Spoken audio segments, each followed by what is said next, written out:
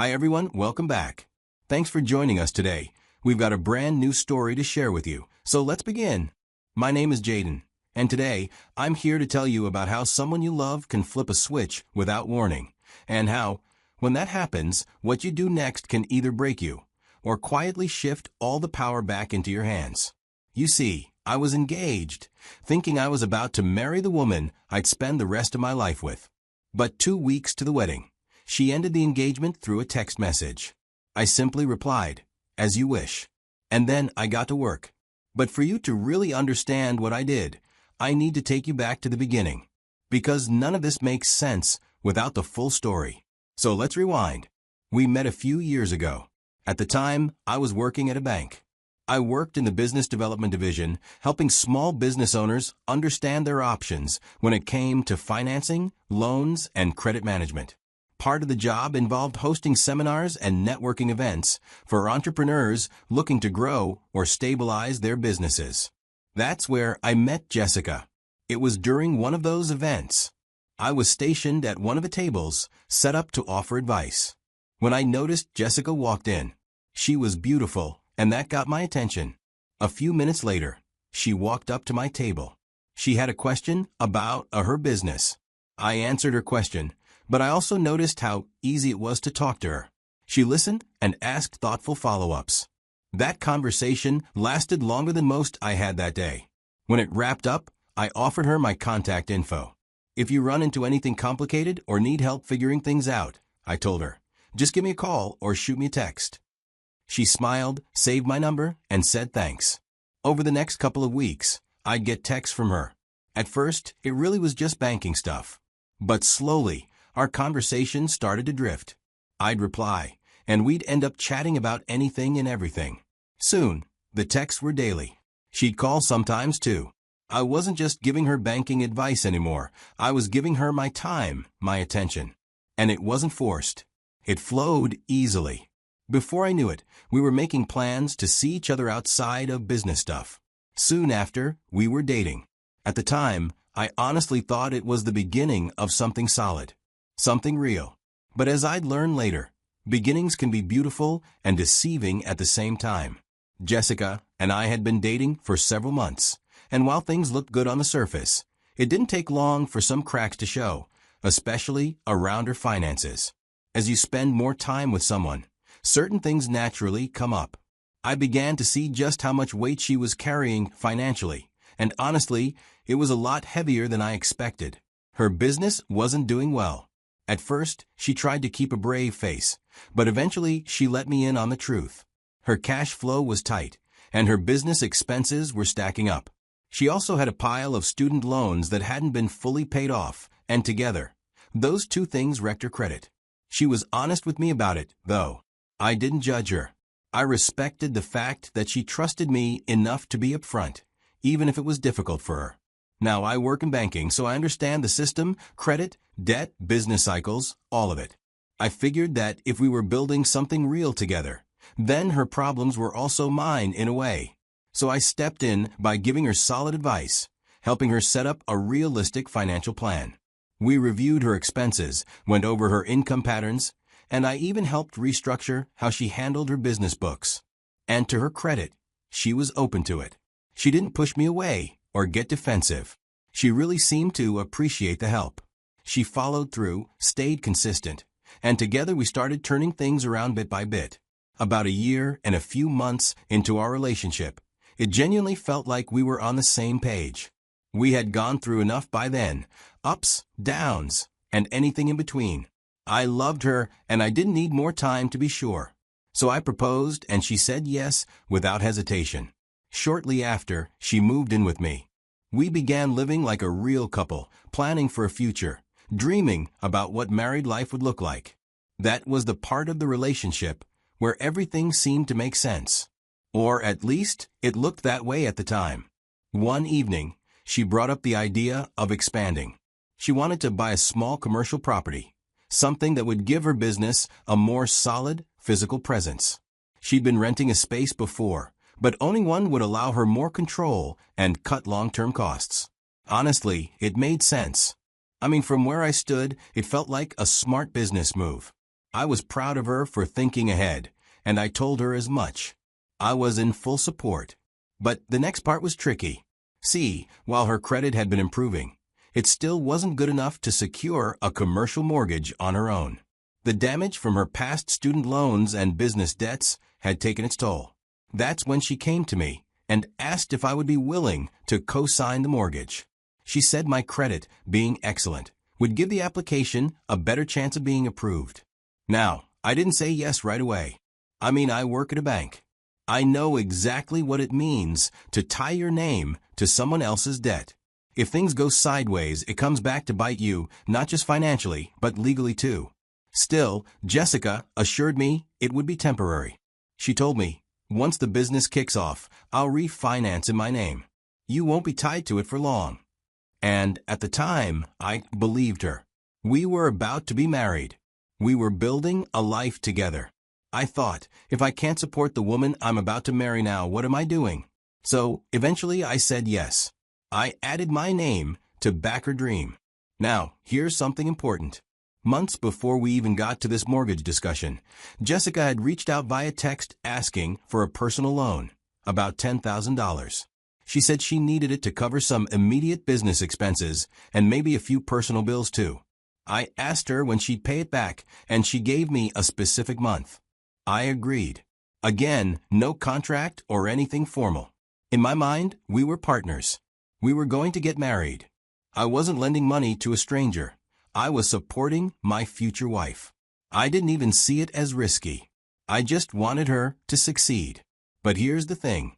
That repayment month came and went, and she never said a word about it. I noticed, of course, but I didn't say anything. At the time, we were deep into wedding planning. Venue already booked, invitations already designed, both families involved. The energy in the house was focused on the big day. The last thing I wanted was to bring up money and cause tension. I thought once we're married, we'll figure all that out together. Little did I know how wrong I was. About 2 weeks before our wedding, something in Jessica started to shift. She just started pulling away, and we began to have less conversations. We usually did certain things together, but suddenly, she was always too tired and too busy. At first, I assumed it was the wedding planning and stuff. Weddings can bring a lot of pressure, especially when you've got families involved, finances stretched, and expectations running high. So I didn't push. I didn't want to make it worse by confronting her about a mood I couldn't fully explain. Then came Tuesday afternoon. I was at work, just going about my day like any other, when my phone buzzed with a message. It was from Jessica. I opened it without thinking. I read the words, "Wedding's off. Expect a call from my lawyer." I reread the message 3 times to make sure I wasn't making a mistake. Then I called her immediately, but she didn't pick up. A few minutes later, another message came through. "You can only speak to me through my lawyer." I stared at the screen for a moment, and then calmly, I don't know how I kept it together, but I replied with just 3 words, "As you wish." When I got home that evening, expecting to ask her what sort of prank is that, but she was gone with everything she had. I just stood there, looking around our place, with a heavy silence swallowing me. It hurt. I won't lie. It was a cold kind of devastation. But while I was reeling emotionally later that night, I thought of something. That's when I sat down and opened my laptop. I logged into the mortgage portal, wondering if they approved, and she decided to dump me. Well, turns out the mortgage hadn't closed yet. Without me, it wouldn't go through. Quietly, I revoked my cosign.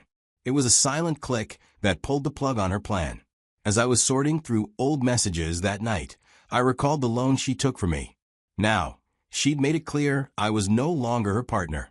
That meant I wasn't obligated to protect her from accountability either. The next morning, I called my lawyer, told him everything.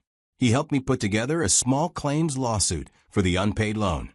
We gathered the text thread, pulled up the message where she promised repayment by a certain month, and filed it.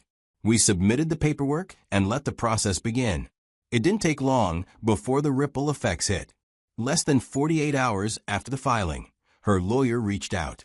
First, with an email, then with a phone call. When I didn't respond, he sent a text. "We need to discuss this withdrawal and the suit." That's when it became obvious. My move had hit harder than she expected. She had already signed a lease on the commercial space. She'd also entered into a contractor agreement to begin renovations, probably assuming the mortgage was guaranteed. My withdrawal not only collapsed the loan, but also left her legally and financially exposed. On top of that, the lawsuit was a threat to her already shaky credit. A few days after the legal storm started, Jessica reached out directly. She didn't even go through her lawyer this time. She messaged me, asking if I could undo what I'd done. Said we should talk things through and handle it between us. I read the message. Didn't reply. Later that day, she sent another message, this time with a bit more explanation. She said she had been under pressure, that she didn't mean to end things the way she did, that everything was overwhelming and she panicked. Again, I read it. Again, I said nothing. That's when her tone flipped. She accused me of being petty, said I was doing all this just to get revenge, that I was acting out of spite. Then she closed the message with, "Fine. Let's fight it in court." And at that point, I was ready. When the court date finally arrived, I didn't have to say much. The judge looked at the evidence, asked a few questions, and when her side couldn't deny the messages or come up with a valid reason for the non-repayment, the ruling came down in my favor. She was ordered to repay the loan, probably through court-managed installments, since she didn't have the full amount up front. I wasn't surprised. What followed afterward hit her harder than I ever intended. Because I withdrew my name from the mortgage application, the deal collapsed entirely. The property she planned to buy for her business expansion, gone. When the loan didn't go through, everything else crumbled. There was no way to pay the contractor. The lease became a liability. To be honest, that part stung to watch, because I did care about her at one point. But I also knew she had brought all this on herself. Months passed. I had moved on, or at least I was in the process of moving on. Then one afternoon, my phone buzzed with her name popping up. I opened the message. It wasn't cold or hostile like before. This time, it was different. She apologized, said she had messed everything up. She regretted how she handled things. She told me her business was failing, that things hadn't been the same since the fallout. She said she missed me, that she needed me. I sat with that message for a while, but I didn't reply. I let it sit there, just like all the other messages, because at that point, I wasn't interested in going backward. After everything was said and done, I took a moment to reflect, because I think there's something to be learned here. And maybe someone watching this right now needs to hear it. I still catch myself wondering, was Jessica ever planning to actually marry me? Or was this whole thing just a well-thought-out plan to use my support and then cut ties before the wedding day ever came? Maybe all of this relationship was a means to an end. What still gets me is how cold the breakup was. That wasn't just abrupt. That was strategic. It felt like she had planned to ghost me legally, thinking she could beat me to the punch before I reacted. But what she didn't count on was how quickly I'd move. Her timing backfired. And listen, if there's anything I've learned from this whole mess, it's that love doesn't excuse ignoring red flags, especially financial ones. If someone's constantly borrowing, dodging repayment, or dragging you into obligations that only benefit them, you need to pay attention. Love should be about partnership, not leverage. Second thing, get it in writing. Every agreement. I don't care if it's your girlfriend, your best friend, or your cousin. Verbal promises get cloudy over time. Text messages, emails. Those save you when memories get selective. I didn't ask for a formal loan contract because I thought we were building a life together. But luckily, even that one text where she promised to repay saved me in court. Don't rely on goodwill alone.